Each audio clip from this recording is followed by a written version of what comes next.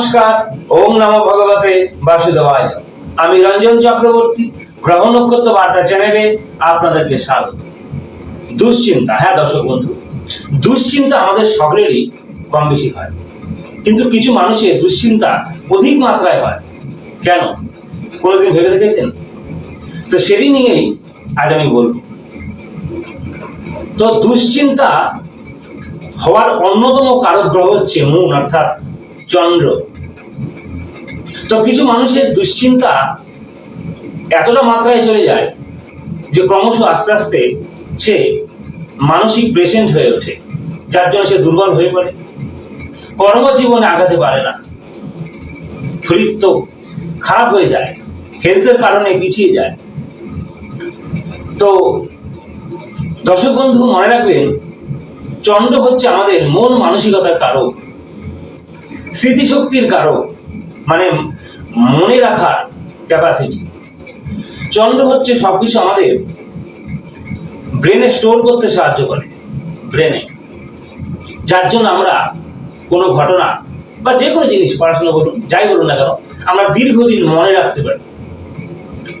চন্দ্র যত ভালো হবে তার স্মৃতিশক্তি তত ভালো হবে, খারাপ হলে খারাপ। তো আগে জানতে হবে চন্দ্র কিরকম আছে। যাদের সমস্যা নেই ঠিক আছে, যাদের খুব সমস্যা, এই ধরনের দুশ্চিন্তায় পেশেন্ট হয়ে গেছে, মানে মানসিক পেশেন্ট হয়ে গেছে, তাদের বলবো, তাদের অবশ্যই চন্দ্র খারাপ আছে। দেখতে হবে যে কোষ্ঠীতে, অর্থাৎ জন্ম চাটে, নেটাল চাটে আর কি, চন্দ্র কোথায় আছে, বা হাতেই বা কোথায় আছে, মানে হাতেই বা কিরকম আছে চন্দ্র। চন্দ্র যদি খুব খারাপ থাকে তাহলে এই সমস্যা হবে। তো আবার বলছি, চন্দ্র কিন্তু আমাদের মন মানসিকতা কারক, মনের উপরে প্রভাব ফেলে। তো চন্দ্র নেটাল চাটে যদি কারোর লগ্ন সাপেক্ষে ষষ্ঠে, অষ্টমে এবং দ্বাদশে অবস্থান করে, তাহলে চন্দ্র দুর্বল, বা নিচস্থ যদি হয় তাহলে চন্দ্র দুর্বল। বা শনির সাথে, মঙ্গলের সাথে যদি পীড়িত অবস্থায় থাকে, বা রাহুর সাথে পীড়িত থাকে, মানে এক রাশিতে অবস্থান করে, তাহলে সেই চন্দ্র দুর্বল, ভালো ফল দিতে পারবে না। বা একাধিক পাপ গ্রহের সাথে যদি পীড়িত থাকে, তাহলে কিন্তু সেই চন্দ্র দুর্বল। তাছাড়া অনেকভাবে বিচার করা যায়, নবাংশ চাটেই বা চন্দ্র কোথায় আছে, এ থেকে আমরা বিচার করি, মানে বিচার করে বুঝতে পারি চন্দ্র কিরকম আছে। চন্দ্র ভালো থাকলে ভালো, তা নাহলে খারাপ। বা হাতেই বা চন্দ্রের স্থানটা কিরকম আছে, যদি নিচু হয় তাহলে ভালো না, উঁচু হলে ভালো, মানে পর্বতটা, কাটাকুটি রেখা, কালারেরও একটা ব্যাপার আছে, অনেক সমস্যা থাকে। তো যাই হোক, চন্দ্র খারাপ থাকলে কিন্তু এই সমস্যাগুলো হবে, ভালো হলে কোনো অসুবিধা নেই। তো এবার আমি বলি চন্দ্র কিরকম পজিশনে থাকলে খুব ভালো হয়। চন্দ্র যদি সক্ষেত্রী হয় বা তুঙ্গস্থ হয়, বা কেন্দ্রে বা নবাংশে অবস্থান করে, বা কোনো একটা জায়গায়, রাশিচক্রের কোনো একটা জায়গায় ভালোভাবে একা একা বসে থাকে, বা বৃহস্পতির সাথে যুক্ত হয়ে জীব যোগে আবদ্ধ হয়, তাহলে চন্দ্র ভালো, সেই চন্দ্র ভালো ফল দেয়। তো এরকম নেগেটিভ পজিটিভের ব্যাপার আছে। তো এক কথায় বলবো, চন্দ্র থেকেই আমাদের যাবতীয় এই সমস্যা, মানে যাবতীয় বলতে দুশ্চিন্তার এই সমস্যা। আবার বলছি, চন্দ্র মনের উপর প্রভাব ফেলে। তো এই মনে যদি প্রভাব পড়ে, তাহলে অটোমেটিক আমাদের সমস্যা, আর চন্দ্রই মনের প্রভাবটা ফেলে। তাই বলবো, আপনারা এই সমস্যার জন্য, মানে দুশ্চিন্তার জন্য অনেকেই ডাক্তারের কাছে গেছেন, ডাক্তারবাবু বলেছে, ওষুধ দিয়েছে, চিকিৎসার পরে ওষুধ দিয়েছে, খাচ্ছেন, কিন্তু সে রেজাল্ট পাননি।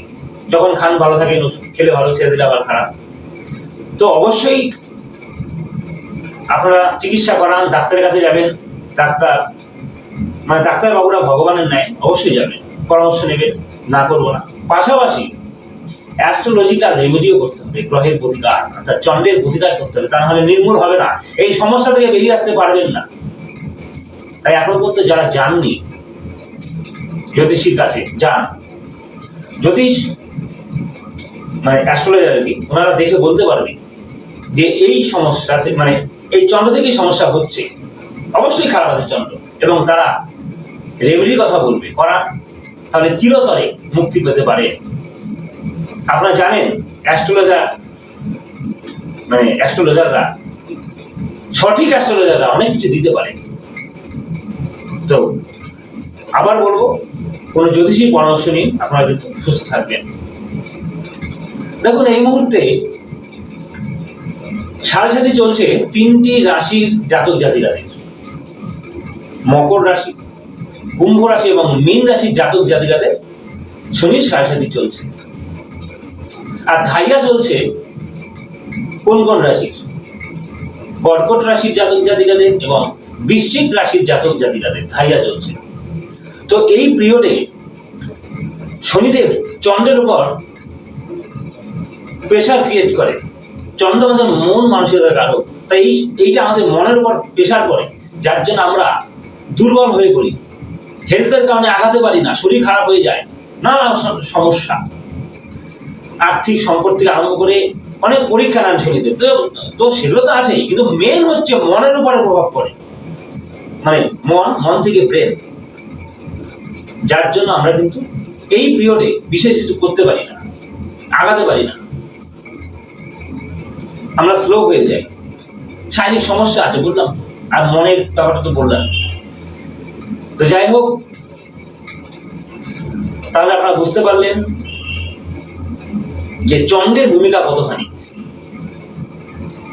কি বুঝতে পারলেন তো?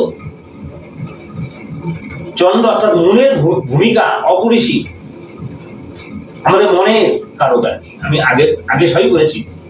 তো চন্দ্র হচ্ছে একটা ভাইটাল প্ল্যানেট।